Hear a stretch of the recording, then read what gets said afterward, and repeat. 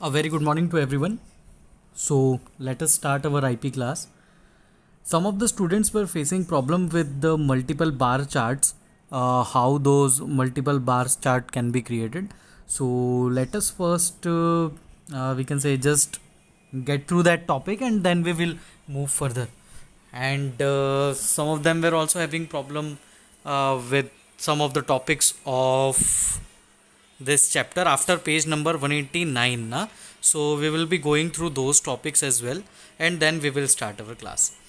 So creating multiple bar chart, how can we create multiple bar chart? That means this is a simple concept in which what they are explaining us is this is our chart, and in this you have a value and b value for two different segments. दो अलग अलग segments हैं जिनके आपके पास ए और B value है. तो इस तरीके के मल्टीपल चार्ट्स कैसे क्रिएट किए जा सकते हैं? अभी तक कैसे बन रहे थे? एक एक सिंगल सिंगल बन रहे थे. अब ऐसे मल्टीपल चार्ट्स कैसे क्रिएट किए जा सकते हैं, तो वो हमको यहाँ पर सीखना है. ठीक है, तो अब मल्टीपल बार चार्ट्स एक ही चार्ट के अंदर, जैसे कि एक ही चार्ट है उसमें मल्टीपल बार चार्ट्स कैसे क्रिएट करते हैं वो हमको सीखना है. तो इसके लिए पाइथन में एज सच कोई फंक्शन होता नहीं है, मल्टीपल चार्ट्स बनाने का कोई फंक्शन होता नहीं है, बट स्टिल जो हमारा मेन फंक्शन है जो कि होता है बार फंक्शन, उस बार फंक्शन में कुछ वैल्यूज़ और विड्थ्स को चेंज कर कर हम बार चार्ट, मल्टीपल बार चार्ट्स बना सकते हैं. ठीक है, बाय डिफ़ॉल्ट ये पॉसिबल है नहीं, मतलब कि कुछ एक स्पेशल ऐसा कोई फंक्शन इन्होंने बनाकर नहीं दिया है कि जिसका यूज़ करके हम मल्टीपल चार्ट्स क्रिएट कर सकें, but still using the bar function we can do so. अब कैसे करेंगे तो वो हम देखते हैं. उसको करने की कुछ स्टेप्स थी.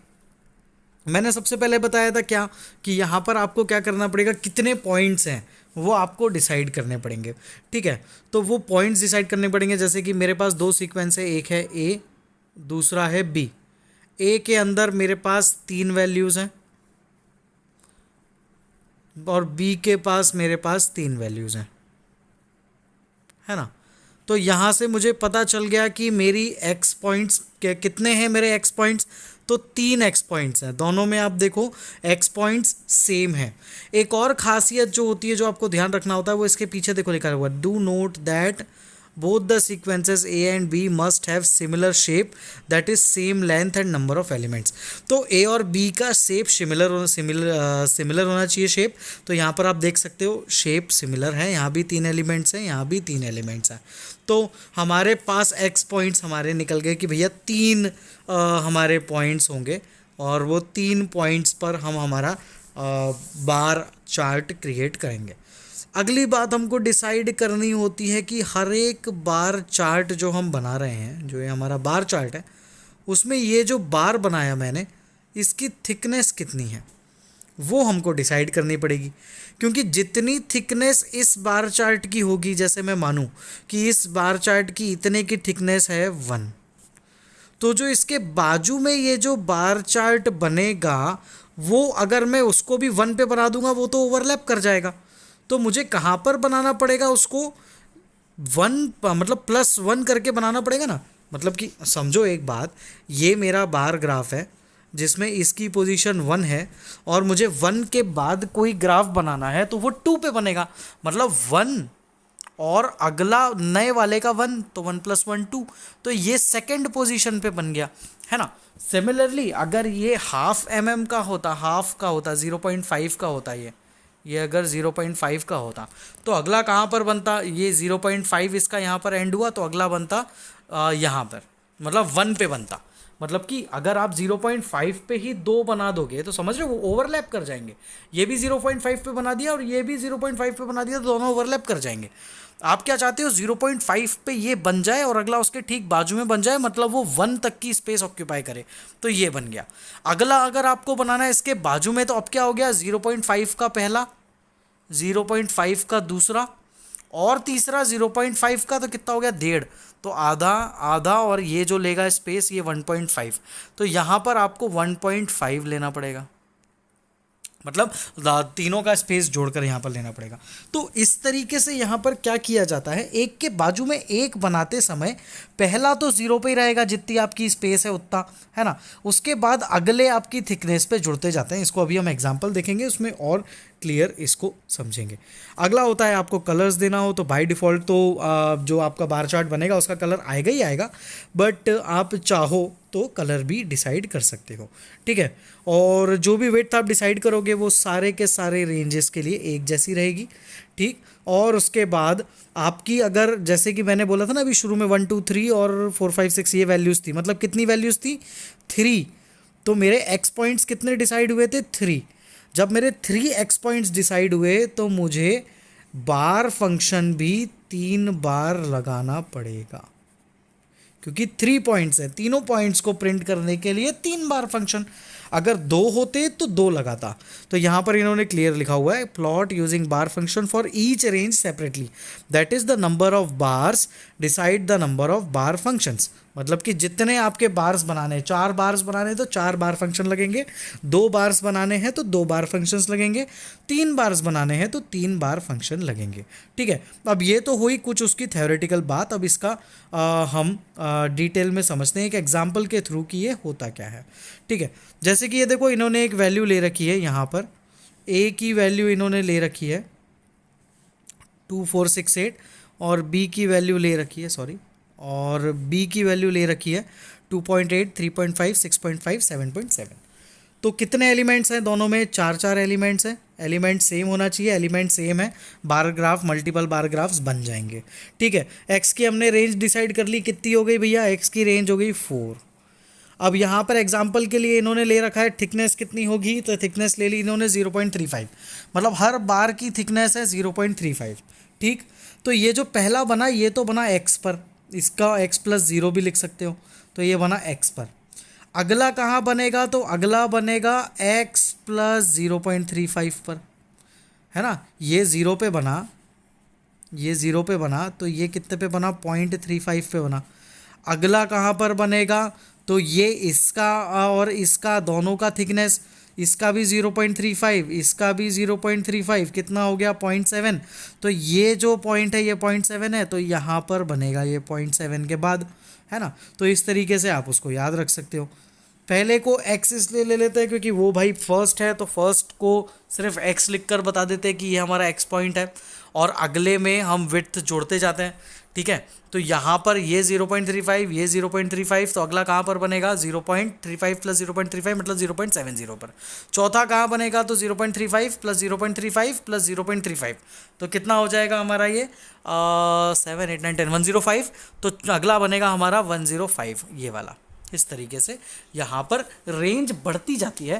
पहले को हमेशा जो फर्स्ट वाला होता है उसको, पहले वाले बार को हमेशा एक्स लेते हैं, अगले में जोड़ देते हैं जितने का भी आपको बोला है, 0.35 बोला तो 0.35, अगले में क्या होगा, x प्लस 0.35, तो ये वाला, और अगले का 0.35, तो ये अगले का 0.35, इन दोनों को जोड़ लोगे तो कितना हो जाएगा, तो ये हो जाएगा 0.70, तो लिख देंगे x प्लस 0.70। इसके बाद वाला क्या होगा, तो इसमें जुड़ जाएगा 0.35, तो क्या हो जाएगा, ये टोटल 105, है ना। तो ये हो जाएगा 105, 1.05, है कि नहीं। तो इस तरीके से आपको ये ध्यान रखना है कि जब एक के बाजू में एक मल्टीपल ग्राफ्स क्रिएट करने होते हैं तो आपको विड्थ बढ़ाते जाना है, हर एक के बाद विड्थ बढ़ती जाएगी।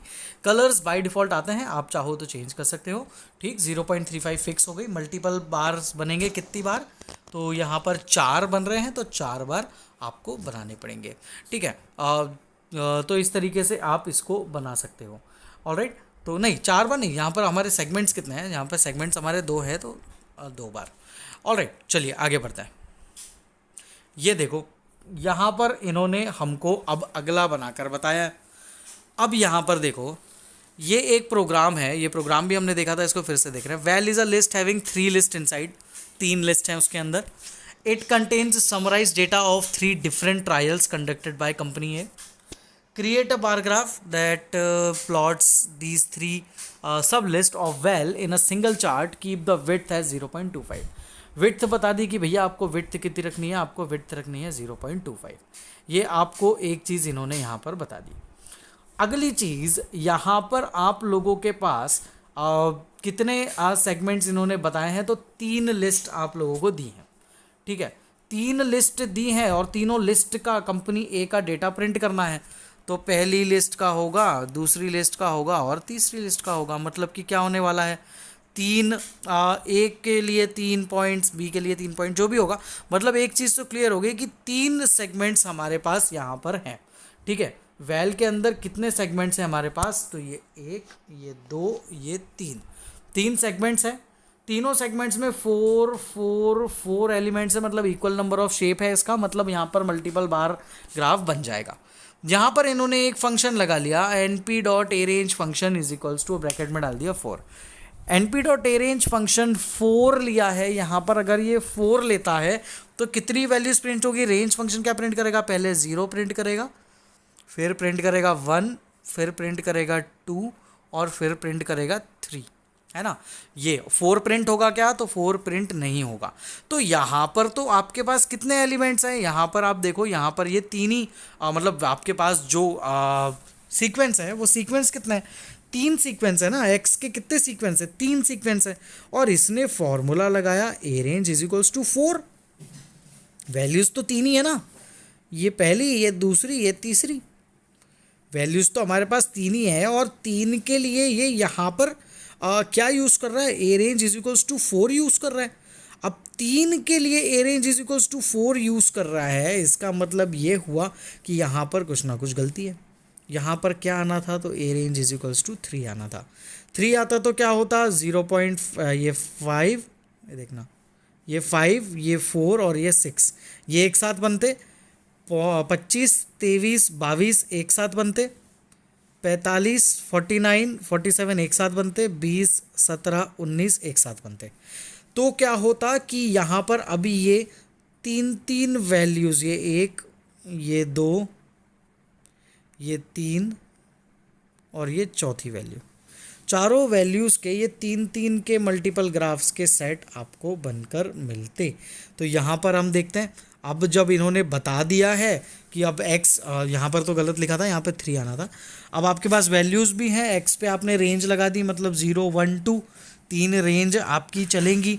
तो यहाँ पर जब 3 रेंज आपने ऑलरेडी यहाँ पर लगा दी हैं, तो अब कितनी बार बार ग्राफ लगेगा, उसने बोला था जितने आपका सीक्वेंस होगा उतने आपके बार ग्राफ्स होंगे। तो सीक्वेंस कितने हैं मेरे, 3 है, 1 2 3 सीक्वेंस है।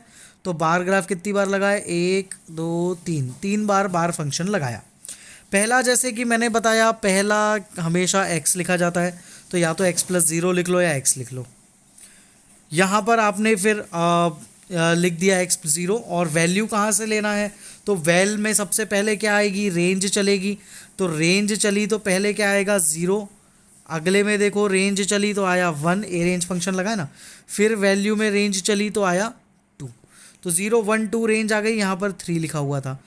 उसके बाद कलर आपने ब्लू, ग्रीन और रेड डिफाइन कर दिया, नहीं भी करते तो ऑटोमेटिक कुछ ना कुछ कलर आ जाता। विड्थ इज इक्वल्स टू 0.25 सबकी आपने डिफाइन कर दी कि विड्थ कितनी है, 0.25 है। एक्स लेने का मतलब आप ये भी समझ सकते हो कि जहाँ से एक्स एक्सिस चालू हो रही है वहीं पर ये पहला ग्राफ है, तो इसीलिए वहाँ पर एक्स लिया। अगला उससे 0.25 दूर, मतलब यहाँ से अगला उससे 0.5 + 0.25 मतलब 0.5, तो ये यहाँ पर।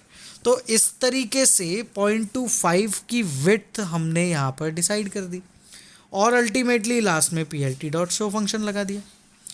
जैसे ही आप plt.show फंक्शन लगाते हो, आप देखते हो कि यहाँ पर हर 3 वैल्यूज़ के पेयर के 4 एलिमेंट्स की वैल्यूज़ हमको यहाँ पर देखने को मिल रही है। ऑलराइट, तो ये यहाँ पर इस तरीके से ये टेबल को इन्होंने प्रिंट करके बताया है। अगला एग्जाम्पल देखते हैं। Consider the reference table 3.1. Write a program to plot a bar chart from the medals won by top 4 countries. Make sure that bars are separately visible.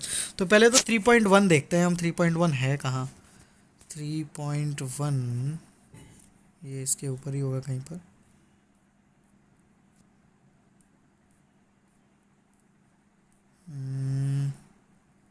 ये रहा रेफरेंस 3.1, ये लिखा है ना यहाँ पर, ये ये रहा रेफरेंस 3.1। उन्होंने क्या बोला है, शुरू की 4 कंट्रीज का आपको एक बार चार्ट बनाना है। 4 कंट्रीज कौन सी होंगी, तो ये होंगी 4 countries, Australia, England, India, Canada. 4 countries का डेटा बनेगा।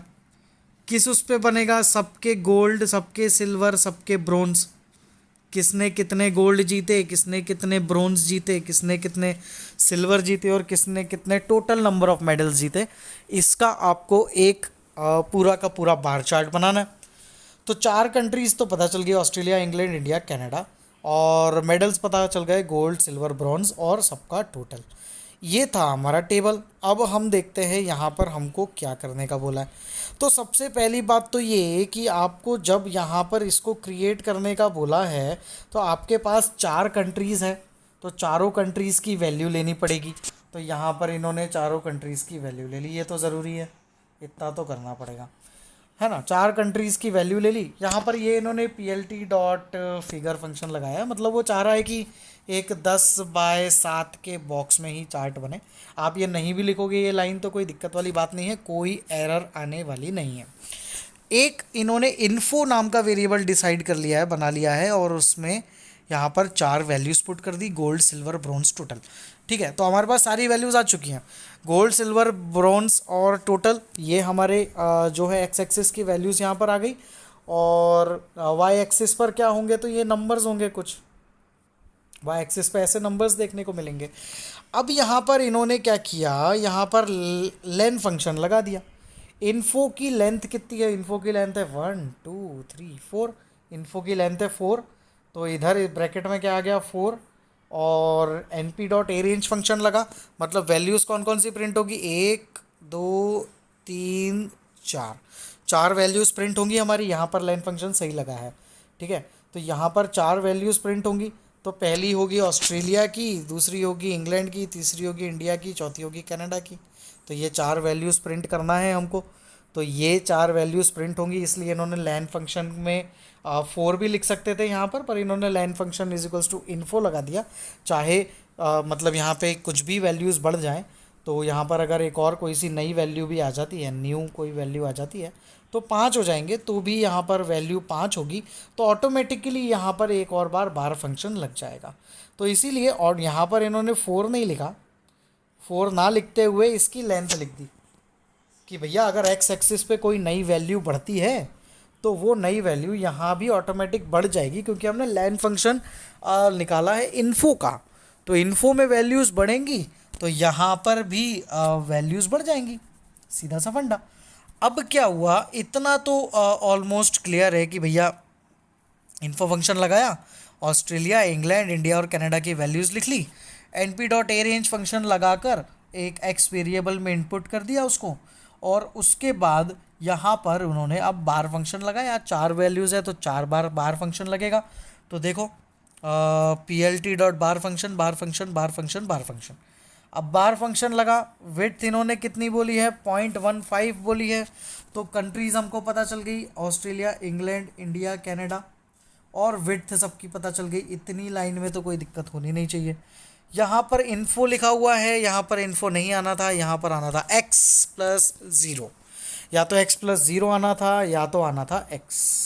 ठीक है, तो यहाँ पर मान के चलो ये इन्फो ना लिखकर यहाँ पर लिखा हुआ है x, पहला x पे बना, दूसरा कहाँ बनेगा, x+0.15 पे, अगला कहाँ बनेगा, तो और 0.15 जोड़ दो, मतलब 0.30 पे, और अगला काम कहाँ बनेगा, तो वो बनेगा और 0.15 जोड़ दो, तो 0.30 में 0.15 जोड़ दोगे कितना हो जाएगा, 0.45। तो लास्ट वाला जो बनने वाला है वो x पर 0.45 जुड़कर बनेगा, और अल्टीमेटली आप इसको शो कर दोगे। जैसे ही आप इसको शो करते हो तो आप देख सकते हो अलग अलग कलर्स में अलग अलग चीज़ें हाईलाइट हो गई हैं। इन्फो में आपने 4 वैल्यूज़ दी थी, ब्रॉन्ज, गोल्ड, सिल्वर, टोटल।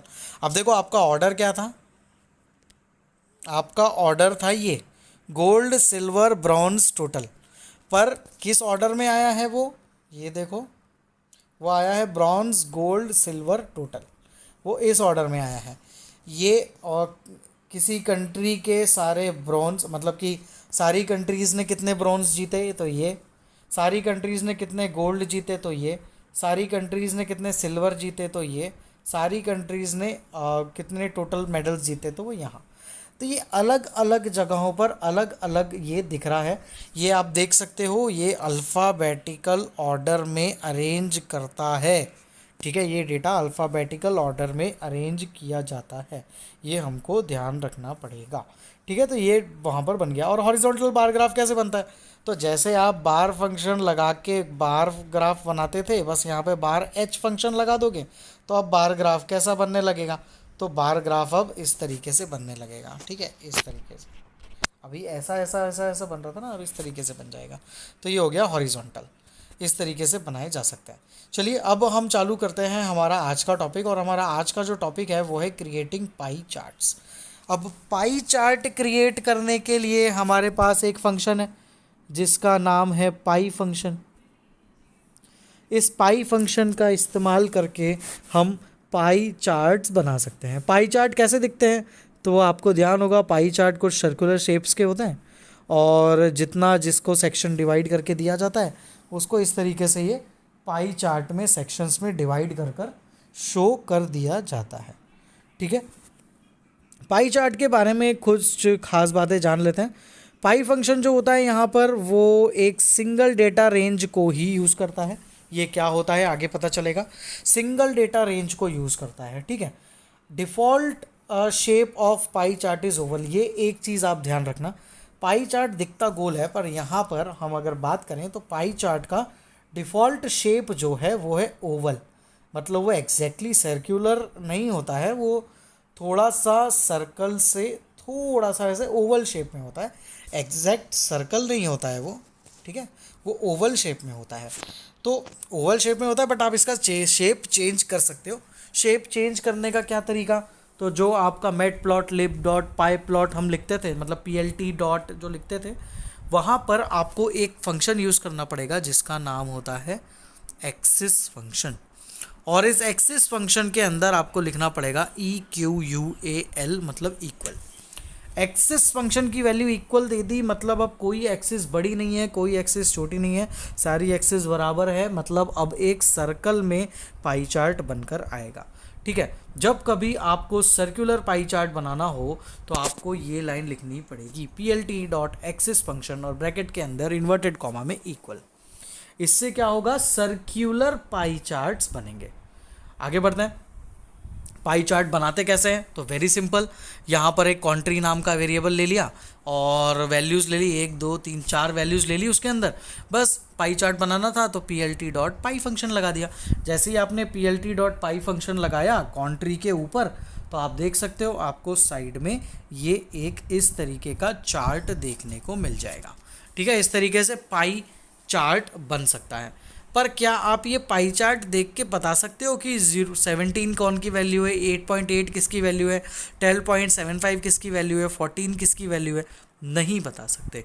तो यहाँ पर आप लोगों को यहाँ पर जो भी ये वैल्यूज़ है इनके कुछ लेबल्स लिखने पड़ेंगे।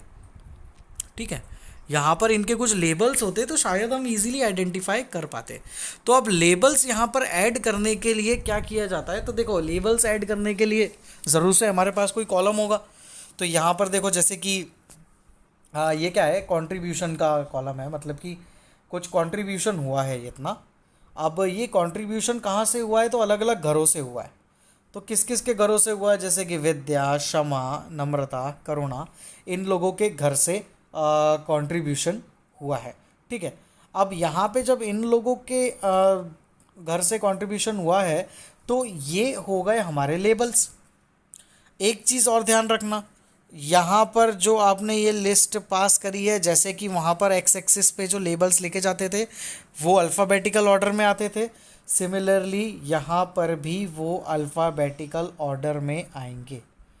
बट अल्फ़ाबेटिकल ऑर्डर इसका कैसे चलेगा, जैसे कि ये पाई चार्ट है तो पहली वैल्यू यहाँ आएगी, दूसरी वैल्यू यहाँ आएगी, तीसरी वैल्यू यहाँ आएगी, चौथी वैल्यू यहाँ आएगी। मतलब कि यहाँ पर ये एंटी क्लॉकवाइज तरीके से वैल्यूज़ मार्क करेगा। मतलब क्षमा JK SH, पहले करुणा, क्षमा, नम्रता और विद्या, इस तरीके से इसको बनाना था। यहाँ पर इन्होंने कुछ इधर उधर कर दिया है। ठीक है, अगले एग्जांपल्स में हमको क्लियर देखने को मिलेगा। तो ये अल्फ़ाबेटिकल ऑर्डर में अरेंज करता है, के वाली वैल्यू फिर एन वाली फिर वी वाली, और एंटी क्लॉकवाइज ऑर्डर में इन वैल्यूज़ को अरेंज करेगा। अब यहाँ पर कैसे लेबल्स कैसे प्रिंट होंगे, तो जब आप plt.py फंक्शन लगा रहे थे कॉन्ट्री के ऊपर, अब आपको सिंपली कॉमा लगाकर एक नया प्रॉपर्टी लेना है जो कि है labels is equals to houses. जैसे ही आपने labels is equals to houses ले लिया, मतलब हाउसेस आपका वेरिएबल का नाम था ना, तो लेबल्स इज इक्वल्स टू और जो भी आपके वेरिएबल का नाम है वो, तो लेबल्स अभी क्या है हमारे वेरिएबल का नाम हाउसेस, तो ये यहाँ पर अलग अलग सीक्वेंस में आप देख सकते हो ये यहाँ पर अरेंज हो गए हैं। तो इस तरीके से यहाँ पर ये ऐसा डेटा जनरेट किया जा सकता है। चलिए एक एग्जांपल के थ्रू समझते हैं। TSS school celebrated volunteering week where each section of class 11th dedicated a day for collecting amount for charity being supported by the school. Section A volunteered on Monday, Section B volunteered on Tuesday, Section C on Wednesday and so on. There are 6 sections, मतलब कितने sections है? A B C D E F, 6 sections है। और कितना amount collect किया है सब ने? 8,000, 12,000, 9,800, 11,200, 15,500 और 7,300। ये वैल्यूज़ यहाँ पर, ये वैल्यूज़ जो है वो ये बता रही है कि ये कितना इन्होंने डेटा कलेक्ट किया है। ठीक, अब यहाँ पर देखो अब क्या किया हुआ है, इसको कैसे बनाया है उन्होंने। तो देखो सबसे पहले तो इंपोर्ट तो कर लेंगे, और कलेक्शन, तो कलेक्शन को इन्होंने एक वेरिएबल में इंपुट कर दिया, लिस्ट बना दी। सेक्शन का एक वेरिएबल में, सेक्शन नाम के वेरिएबल में उसकी एक लिस्ट बना दी। अब क्या करना है? प्रिंट करना है। तो कैसे करोगे प्रिंट? तो यहाँ पर plt.py फंक्शन लगा दोगे। plt.py फंक्शन किस पर लगाओगे? कॉल पर, जो आपके कलेक्शन है उस पर, और आपका लेबल में क्या आ जाएगा? तो labels is equals to section. तो जैसे ही आप labels is equals to section लिखोगे तो आप देखोगे कि इस तरीके से आपका पाई चार्ट बनकर आपको मिल जाएगा। अब आप देख रहे हो एक चीज़ और है, यहाँ पर पाई चार्ट में ऊपर ये हेडिंग भी दी हुई है, मतलब वॉलंटियरिंग वीक कलेक्शन, यहाँ पर हेडिंग भी दी हुई है, या टाइटल लिखा हुआ है यहाँ पर। इस जो पाई चार्ट है इसका टाइटल लिखा हुआ है। तो आपको इन चार्ट्स के टाइटल लिखने के लिए एक फंक्शन प्रोवाइड किया गया है, जिस फंक्शन का नाम है टाइटल फंक्शन। जैसे ही आप टाइटल फंक्शन इस्तेमाल करोगे तो टाइटल फंक्शन लगाते से हम यहाँ पर देखेंगे कि ऊपर हर पाई चार्ट पे टाइटल बना हुआ आने लगेगा, लिखा हुआ आने लगेगा। तो ये लाइन काफ़ी सिंपल है, ये सिर्फ और सिर्फ टाइटल फंक्शन को ऐड कर रही है। ठीक, तो आप देख सकते हो यहाँ पे ये A है, ये B है, ये C है, ये D है, ये E है, ये F है, मतलब कि वो एंटी क्लॉकवाइज ऑर्डर में डेटा अरेंज हुआ है। तो वह ऐसे एंटी क्लॉकवाइज ऑर्डर में ही डेटा अरेंज करता है। ये चीज़ यहाँ पर हमको पता चल गई। आगे बढ़ते हैं। अब हाँ, ये बहुत ख़ास चीज़ है यहाँ पर। अब जो आपका ये डेटा जनरेट हुआ है ना, इस डेटा में अब यहाँ पर अगर आपको इस तरीके से कुछ वैल्यूज़ लिखनी है, ठीक है, इस तरीके से आपको अगर कुछ वैल्यूज़ लिखनी है, मतलब परसेंटेज में वैल्यूज़ लिखनी है कि ये कितना परसेंटेज है ना, टोटल का कितना परसेंटेज है, तो ये कैलकुलेट करने के लिए, ये समझना ध्यान से, ये कैलकुलेट करने के लिए हमको एक प्रॉपर्टी दे रखी है जिसका नाम है ऑटो परसेंट। उसको लिखते हैं इस तरीके से, auto PCT. Auto percent, auto PCT नाम की एक प्रॉपर्टी है हमारे पास, जो कि पाई फंक्शन के साथ यूज़ होती है। तो यहाँ पर आपको ऑटो पीसीटी लिखना पड़ेगा। ऑटो पीसीटी लिखने के बाद आपको इन्वर्टेड कॉमा के अंदर लिखना पड़ता है परसेंटेज का साइन। ठीक है, याद रखना, परसेंटेज का साइन लगाना पड़ेगा। और परसेंटेज का साइन लगाने के बाद यहाँ पर देखो कुछ वैल्यू लिखी हुई है। तो ये वैल्यू क्या होती है, मैं इसको थोड़ा सा समझाता हूँ। ये जो 1.1F लिखा हुआ है और ये जो 2% के साइन लगे हुए हैं, इसको थोड़ा सा हम समझते हैं। 1.1F इसका जो सिंटेक्स होता है, इसकी मैं अगर बात करूं तो पहले तो हम देखते हैं कि परसेंटेज निकालता कैसे है। तो परसेंटेज कैसे निकालेगा? परसेंटेज निकालने के लिए क्या करेगा? इन सब वैल्यूज़ का टोटल करेगा। ठीक, इन सब वैल्यूज़ का टोटल करके किसकी वैल्यू निकालनी है, तो जिसकी वैल्यू निकालनी होगी उसके वैल्यू को अपॉन में टोटल ले लेगा। मतलब कि जैसे पहले वाले की निकालूँ ए सेक्शन के, तो ए सेक्शन का आ जाएगा 8,000 अपॉन जो भी इनका टोटल हो रहा है। जितना भी, जैसे कि फॉर एग्जांपल इनका टोटल हो रहा है 50,000, तो 8,000 अपन 50,000 इसको वो कैंसिल आउट कर देगा, और इसको कैंसिल आउट करने के बाद 8 5 इज़ 40, 6 8 48, मतलब कि 48 समथिंग जो भी परसेंटेज यहाँ पर निकलेगा, तो वो यहाँ पर आपको स्क्रीन पर ऐसे सेंटर में इस तरीके से परसेंटेज लिखकर स्क्रीन पर शो कर देगा। ठीक है, कैसे कैलकुलेट होता है परसेंट? तो जैसे कि एक एग्जांपल दिया हुआ है इन्होंने, आपके पास 4 वैल्यूज़ है, 30 50 10 और 6। अब आपको परसेंट निकालना है कि ये जो 30 है ये कितना परसेंट है, तो आप 30 50 10 और 6 को ऐड करोगे तो 50 और 10 60, 60 और 30 90, 90 और 6 96 आपका टोटल हो गया। अब 96 आपका टोटल हो गया, आपको पहले का निकालना है तो 30/96 कर लो, 30/96 करके जो भी वैल्यू आई वो आपका परसेंटेज आ गया, है ना। मतलब कि टोटल कंट्रीब्यूशन, ऊपर वाले एग्जांपल को देखें अगर, वो जो ये सेक्शन वाला था 6 सेक्शन वाला, तो क्या होगा उसमें सारे 6 सेक्शन के कंट्रीब्यूशन का एडिशन होगा और डिवाइड हो जाएगा अलग अलग सेक्शंस के जितने कंट्रीब्यूशन है उनसे, तो परसेंटेज निकल आएगा। तो यहाँ पर इस तरीके से परसेंटेज निकाला जा सकता है। अब ये जो इसका सिंटेक्स है इस पे हम आते हैं, ये तो सामने दिख गया तो हमने पढ़ लिया, अब यहाँ पर आते हैं सिंटेक्स पर। परसेंटेज का साइन लगाना ज़रूरी है। ऑटो पीसीटी है, परसेंटेज निकाल रहे हो तो ये पीसीटी फंक्शन परसेंटेज के साइन से ही शुरू होता है। पहला वैल्यू जो होता है उसको बोलते हैं फ्लैग्स, अगली वैल्यू जो होती है उसको बोलते हैं विड्थ, और अगर डेसिमल लगा के कुछ लिखा हुआ है तो उसको बोलते हैं प्रिसीशन, और कुछ अगर लेटर लिखा हुआ है एफ डी तो उसको बोलते हैं कि वो फ्लोट है कि क्या है। तो अब देखो इधर,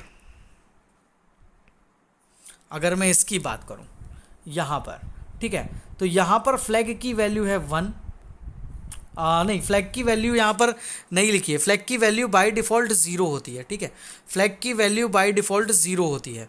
यहाँ पर डेसिमल के पहले कितनी वैल्यूज़ दिख रही हैं, यहाँ पर आप समझो, डेसिमल डॉट के पहले कितनी वैल्यूज़ दिख रही हैं, डॉट 1f है, 1.1f, डॉट के पहले एक ही वैल्यू दिख रही है, मतलब ये क्या है, आपकी विड्थ है, ये आपका फ्लैग नहीं होगा, अगर ये आपकी विड्थ होगा। फ्लैग बाय डिफ़ॉल्ट 0 होता है, मतलब वो अभी 0 ही है, या ऐसा मान के चलो। ठीक है, या तो यहाँ पर अलॉट नहीं किया है तो आप छोड़ दो उसको अभी, कि फ्लैग कुछ है ही नहीं, फ्लैग है ही नहीं ऐसा मानते हैं हम। फ्लैग लिखा होता 0 तो वो 0 होता, फ्लैग लिखा नहीं है मतलब कि यहाँ पर फ्लैग है ही नहीं।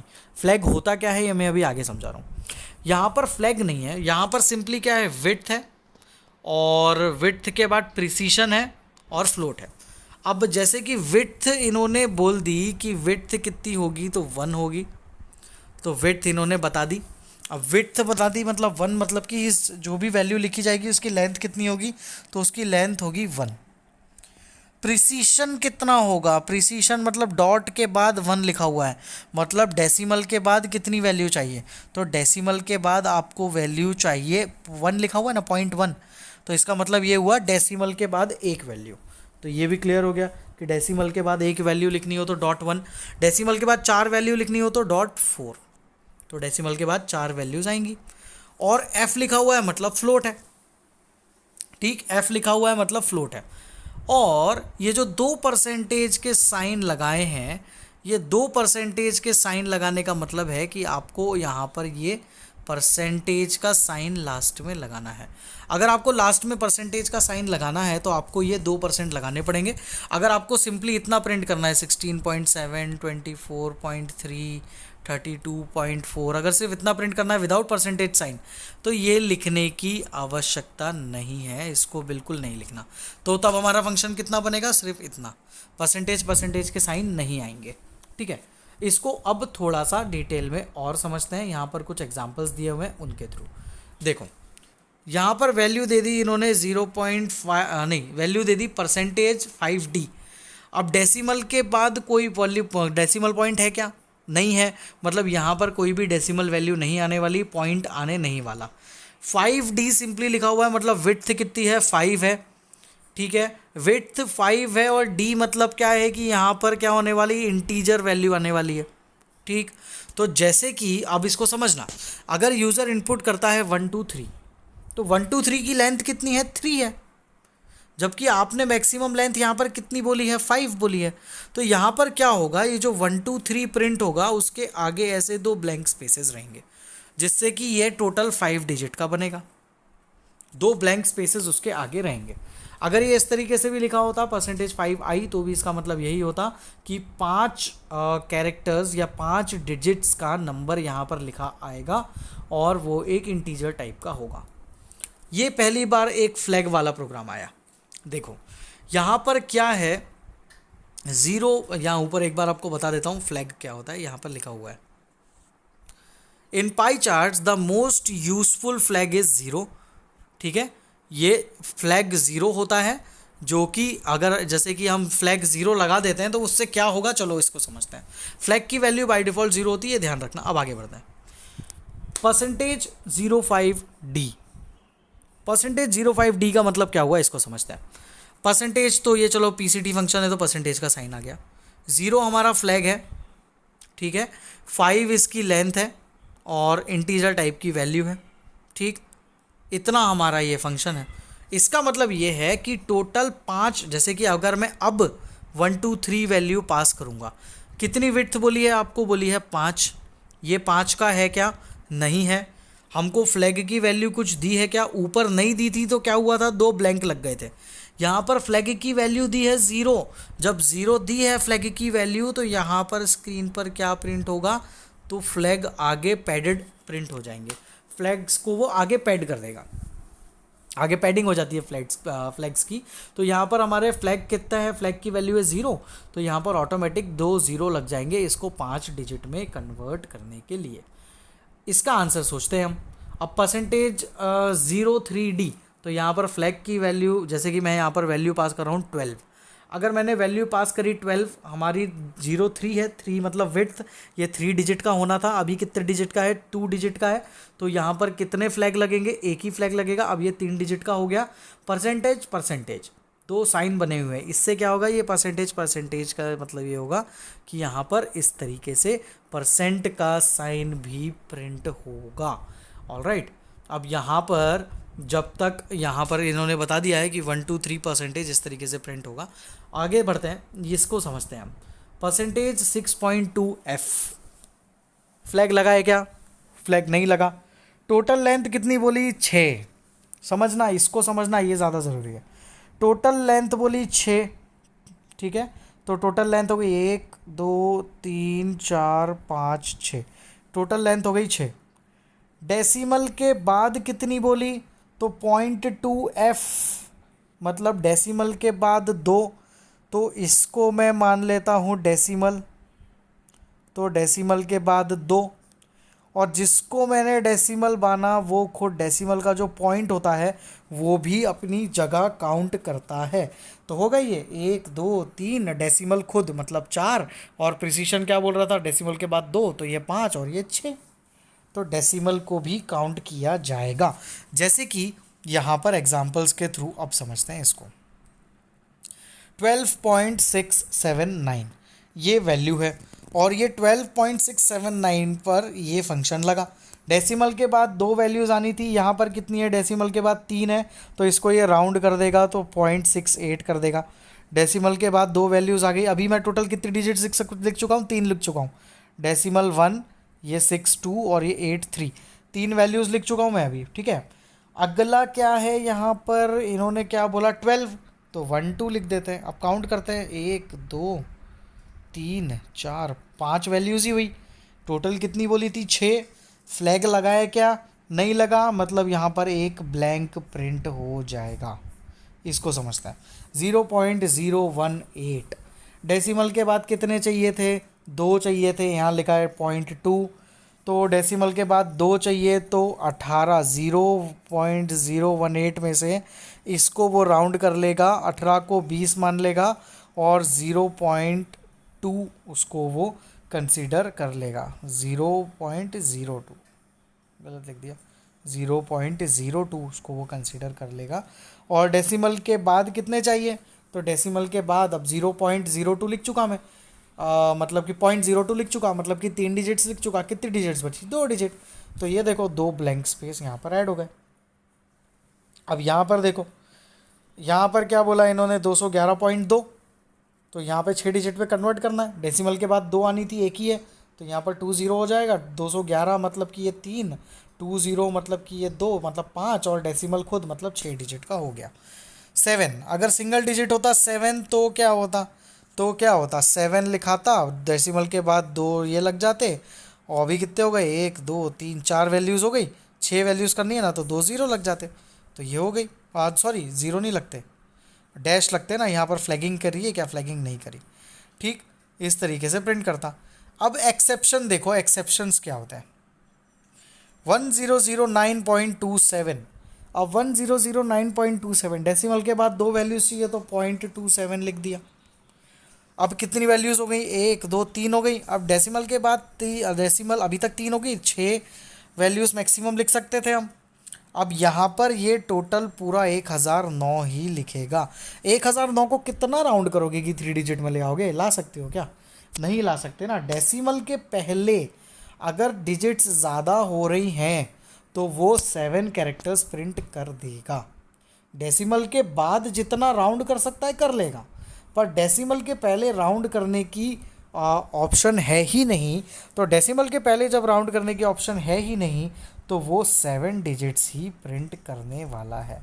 सिमिलरली यहाँ पर, अब यहाँ पर 1009.277 है तो ये 277 डेसिमल के बाद 3 डिजिट्स हैं, 2 डिजिट्स चाहिए थी तो 277 को वो 280 मान लेगा और 0.28 प्रिंट कर देगा। और डेसिमल के पहले तो भैया हम कम कर नहीं सकते तो वो उसको 1009 ही प्रिंट करेगा। ठीक, अब ये और ऊपर वाला जो ये जो है ये भी सेम है, बस क्या होगा यहाँ पर परसेंटेज का साइन लग जाएगा, क्योंकि ये 2% लगे ना, इसका मतलब ये होगा कि यहाँ पर 2% के साइन लग जाएंगे। आगे बढ़ते हैं। Now consider this example. अब ये एक एग्जाम्पल देखते हैं हम। कंट्री में कुछ वैल्यूज़ हैं, ठीक है। कंट्री में कितनी वैल्यूज़ हैं, 1 2 3 4 5 वैल्यूज़ हैं। किन हाउसेज से कंट्री हुआ है, तो विद्या, क्षमा, नम्रता, करुणा और न्यू। एक नया जुड़ गया है न्यू। न्यू की वैल्यू देख रहे हो, नेग्लिजिबल है, 0.1 है, बहुत छोटी वैल्यू है इसकी। इसका इन्होंने क्या बना दिया, सर्कल शेप का पाई चार्ट बना दिया। तो सर्कल शेप का पाई चार्ट बनाने के लिए क्या लिखना पड़ेगा, एक्सिस फंक्शन। तो plt.axis फंक्शन लगा दिया इन्होंने यहाँ पर। अब plt.axis फंक्शन लगाने के बाद आपको पाई चार्ट प्रिंट करना है तो plt.py फंक्शन। कंट्री और लेबल्स में किसकी वैल्यू लेनी है, हाउसेस की। और आपको परसेंटेज भी निकाल के लिखना है तो ऑटो पीसीटी हमारा परसेंटेज के लिए। और आप मान के चलो कि यहाँ पर 3 डिजिट्स सफिशेंट होंगी, 100% से ज़्यादा तो किसी का होने नहीं वाला ना। तो यहाँ पर इन्होंने ऑटो पीसीटी में लिख दिया परसेंटेज, फ्लैगिंग कुछ नहीं करी, लिख दिए 3 डिजिट्स मैक्सिमम और सारी डेसिमल वैल्यू, और आखिरी में परसेंटेज का साइन आ जाए। तो यहाँ पर जब इनको कन्वर्ट करेगा तो ये आप देख सकते हो इस तरीके से आपको बनकर मिलेगा। ठीक, तो यहाँ पर क्षमा, नम्रता, करुणा, न्यू और विद्या, इन सबको उसने यहाँ पर बनाकर बता दिया। न्यू को देख रहे हो, कलर ही नहीं दिख रहा न्यू का, क्योंकि वो बहुत छोटा है, 0.01 है ना। तो उसको जब उसने यहाँ पर जब आपने इस तरीके से लिख दिया, 3D लिख दिया, मतलब आपने कोई डेसिमल वैल्यू दी क्या, 0.2 0.3 ऐसा कुछ दिया क्या, नहीं दिया। मतलब डेसिमल के बाद कुछ भी नहीं है, मतलब डेसिमल है ही नहीं। तो ये इन सबको राउंड फिगर में कन्वर्ट करके प्रिंट करेगा। सिमिलरली अगर इसके ऊपर ये फंक्शन लगा दे ऑटो पीसीटी 03D, अब 03D लगा दिया मतलब फ्लैग की वैल्यू 0 है, तो ऊपर जैसा ही रहेगा, बस एक 0 इनके शुरू में लग जाएगा सब में। ठीक है, अगला एग्जाम्पल, तीसरा और आखिरी एग्जाम्पल। तो ऑटो पीसीटी लगाया, फ्लैगिंग 0 से होगी, ठीक है, और 5 डिजिट मैक्सिमम रखनी है और डेसिमल के बाद 3 रखनी है। तो चलो डेसिमल के बाद 3 रखनी है तो 0.7142173289190591, यहाँ पर इसने डेसिमल के बाद की वैल्यूज़ तो रख ली। अब डेसिमल के पहले, अब डेसिमल के बाद 3 रख ली, तो ये डेसिमल खुद एक मतलब 1 और 1 2 3, 3 और 1 4, 4 वैल्यूज़ तो ऑलरेडी आ गई आपके पास। ठीक है, मतलब डेसिमल के पहले कितनी वैल्यू, एक ही आ सकती है। पर जब आपने इनके परसेंटेज निकाले तो सबके परसेंट 2 डिजिट में थे, 16 24 32 26, बस इसका सिंगल डिजिट में था न्यू का। तो वहाँ पर देखो 00 ना लिख के सिर्फ 0.190 लिखा है, 1 2 3 4 5, क्योंकि वहाँ पर 5 ही अलाउड थे। बट ये डेसिमल के बाद तो आप इनको कम कर ही नहीं सकते ना, it is not at all possible कि डेसिमल के बाद अपर 10 डिजिट भी दी होंगी तो आप उसको छोटा तो कर ही नहीं सकते। तो इसीलिए यहाँ पर उसने ये 24 भी प्रिंट कर दिया, और लेंथ इसकी बड़ी है, 5 से बड़ी आई है, पर वो उसने उसको वहाँ पर प्रिंट करके बताया हुआ है। देखते हैं यहाँ पर और कितने एग्जाम्पल्स इन्होंने हमको बता रखे हैं। कलर्स का बता रखा है और एक्सप्लोडिंग का बता रखा है, और एक्सप्लोडिंग का प्रोग्राम है, और ये ख़त्म। ठीक है, इसको हम ख़त्म ही कर लेते हैं आज। This is one program. Pie chart बनाया है एक, वही TSS स्कूल के चैरिटी कलेक्शन का। आपको एक पाई चार्ट क्रिएट करना है जिसमें कितना अमाउंट कलेक्ट हुआ उसका परसेंटेज आ जाए section wise. Also make sure that pie chart is perfectly circular. Circular बनाना मतलब एक्सेस फंक्शन की वैल्यू 0 लेनी पड़ेगी, ये लिख दिया इन्होंने, एक्सेस फंक्शन इक्वल लगा दिया इन्होंने। अब मैटप्लॉटलिब तो लगता ही है, कैलकुलेशन कलेक्शन कितना हुआ, इतना हुआ है, सेक्शंस आपके 6 थे, टाइटल क्या लिखना था, तो वो सब कुछ एक जैसा। ये प्रोग्राम पूरा यहाँ तक सेम है, जब जो नई चीज़ ऐड हुई है वो बस इतनी है। ठीक है, क्या बोला, परसेंटेज शो करना है तो आपने 5.2f ले लिया, डेसिमल में वैल्यू आएगी, डेसिमल के बाद 2 वैल्यूज़ आएंगी, फ्लैगिंग नहीं है, टोटल 5 डिजिट्स आएंगी। तो यहाँ पर देखो ये 15 और 36, ये 4 और डॉट खुद तो 5। इस तरीके से आप देखो सब में ऐसा ही उसने किया है। तो इस तरीके से हम पाई चार्ट्स क्रिएट कर सकते हैं। Colours by default pie chart automatic apply करता है, बट आप लोग चाहते हो कि कोई लिस्ट आप कलर्स की अप्लाई करो, तो जितने बड़ी आपकी लिस्ट है उतने कलर्स आपको ऐड करने पड़ेंगे। ठीक है, जैसे कि हमारी लिस्ट कितनी बड़ी है, तो चलो ऊपर वाले प्रोग्राम में देखते हैं हमारी लिस्ट कितनी बड़ी है। तो यहाँ पर अगर हम देखें कि हमारी लिस्ट 6 वैल्यूज़ की है, तो हमको कलर्स भी कितने सिलेक्ट करने पड़ेंगे, 6 सिलेक्ट करने पड़ेंगे। अलग अलग कलर्स चाहिए ना, तो 6 कलर्स सिलेक्ट भी करने पड़ेंगे। तो यहाँ पर एक एग्जांपल इन्होंने ले रखा है, इस एग्जांपल को देखो। यहाँ पर इन्होंने एक COLR नाम का वेरिएबल ले लिया और उसमें red, can, pink, yellow, silver 5 values यहाँ पर इनपुट कर दी। 5 वैल्यूज़ इनपुट कर दी मतलब इनके पास वैल्यूज़ भी 5 होंगी। तो हाँ, इनके पास देखो वैल्यूज़ भी 5 है, क्षमा, नम्रता, करुणा, न्यू और विद्या। 5 वैल्यूज़, पाँचों को अलग अलग कलर से शो करना है ना, तो इसीलिए यहाँ पर इस तरीके से लिखना पड़ेगा। अब प्रिंटिंग कैसी होगी, तो ये तो आपने कलर्स डिफाइन कर दिए। आप plt.py फंक्शन लगाओगे, जो इतना तो हम करते थे। एक चीज़ नई जुड़ गई, कलर्स नाम का एक नया प्रॉपर्टी हमको मिल गया। आपको जब कभी कलर्स अपने हिसाब से रैंडमली ऐड करने हैं तो ऊपर पहले कलर्स डिफाइन कर दो, ABCD जिसके अंदर डिफाइन करना है, और डिफाइन करने के बाद कलर्स नाम की प्रॉपर्टी का यूज़ करके उस वेरिएबल का नाम लिख दो। यहाँ पर हमने वेरिएबल का नाम क्या लिया है, COLR, तो हम यहाँ पर COLR को प्रिंट कर देंगे। और फिर यहाँ पर लगाया हुआ है ऑटो PCT क्यों लगाया, कि डेसिमल के मतलब टोटल 2 विड्थ का रहेगा, और डेसिमल के बाद 2 डिजिट्स रहेंगी, और परसेंटेज का साइन प्रिंट होगा। तो यहाँ पर डेसिमल के पहले सबके पास 2 डिजिट्स थी, तो उनको तो आप छोटा कर नहीं सकते, इसके पास एक ही थी तो ये सही साइड प्रिंट हुआ। डेसिमल के बाद 2 बोली तो सब में डेसिमल के बाद 2 वैल्यूज़ हैं, और परसेंटेज का साइन लगा था, तो आप देख सकते हो सबके आखिरी में परसेंटेज का साइन भी बना हुआ है। तो इस तरीके से इसको बनाया जाता है। अब एक्सप्लोडिंग ऑफ स्लाइस ये क्या होता है, इसको समझते हैं। एक्सप्लोडिंग ऑफ स्लाइस का मतलब ये होता है कि ये जो आपका पाई चार्ट बना है उसमें से किसी एक पाई चार्ट को आप अलग से शो करना चाहते हो। अभी देख रहे थे आप अभी कैसे बन रहे थे पाई चार्ट्स, तो अभी ऐसे बन रहे थे, सब जुड़े जुड़े बन रहे थे। पर इसमें से अगर आप किसी एक पाई चार्ट को अलग से शो करना चाहते हो, काट के अलग दिखाना चाहते हो, तो उसको बोलते हैं एक्सप्लोडिंग ऑफ पाई चार्ट। अब एक्सप्लोडिंग कैसे करते हैं तो उसको समझते हैं। एक्सप्लोड करने के लिए आप लोगों को क्या करना पड़ेगा, आप लोगों को ये समझना पड़ेगा पहले कि वैल्यूज़ कितनी है। तो देखो वैल्यूज़ कितनी है हमारे पास, 4 वैल्यूज़ हैं। इन चारों वैल्यूज़ पे बाय डिफ़ॉल्ट आप ऐसा मान के चलो कि पाई चार्ट जो होता है वो 0 0 0 0 पे बना हुआ है। ठीक है, 4 वैल्यूज़ हैं तो इसीलिए 0 0 0 0 पे ये बना हुआ है। ठीक है, अब ये 0 0 0 0 पे बना हुआ है, तो अब आप क्या करना चाहते हो, किसी एक को अलग से दिखाना चाहते हो, है ना। अब आप जिसको अलग से दिखाना चाहते हो उसकी वैल्यू को 0 से बदल कर कुछ भी कर दो। जैसे कि इन्होंने यहाँ पर देखो EXPL नाम का एक वेरिएबल ले लिया, बाय डिफ़ॉल्ट 0 0 0 0 होती है, लिखने की ज़रूरत नहीं पड़ती, पर यहाँ पर हम चेंज कर रहे हैं इसलिए लिख रहे हैं। EXPL नाम का वेरिएबल ले लिया, उसमें वैल्यू लिख ली 0 0,2 और 0 0, ये वैल्यूज़ इन्होंने प्रोवाइड कर दी। इसका मतलब ये हुआ जो सेकेंड वैल्यू है, सेकेंड वैल्यू को आपको हाईलाइट करके दिखाना है। तो यहाँ पर इन्होंने इस तरीके से जैसे ही इस फंक्शन को लगाया तो सेकेंड वैल्यू इनकी क्या है, तो सेकेंड वैल्यू जो भी है इनकी, जैसे कि ये 1 ये 2, तो ये जो सेकेंड वैल्यू है उसको उसने हाईलाइट कर दिया और अलग से डिस्प्ले कर दिया है। तो ये होता है एक्सप्लोडिंग। अब अगर आपको सेकेंड और फोर्थ वैल्यू को करना है तो आप देखो ये 1 ये 2 ये 3 ये 4, इन दोनों को आपको एक्सप्लोड करना है। मतलब वैल्यू कहाँ कहाँ पर चेंज होंगी, एक होगा 0 यहाँ पर चेंज होगी, अगला होगा 0 और यहाँ पर चेंज होगी।